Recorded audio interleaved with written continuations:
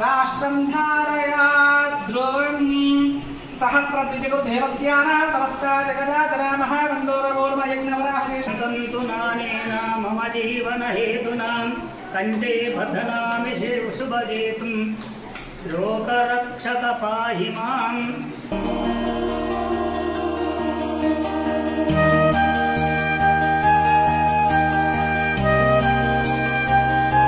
జిల్లా ఎడపల్లి మండలం జానకంపేట గ్రామం శ్రీ లక్ష్మీనరసింహస్వామి దేవాలయం ఈ రోజు నుంచి కార్తీక మాసం స్టార్ట్ అయింది. శివకేశవులు కలిసిన దగ్గర ఇక్కడ కలిసి ఉన్నారు.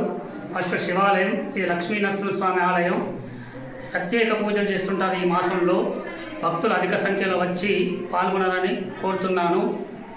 ఈరోజు స్వాతి నక్షత్రము కళ్యాణం కూడా జరిగింది.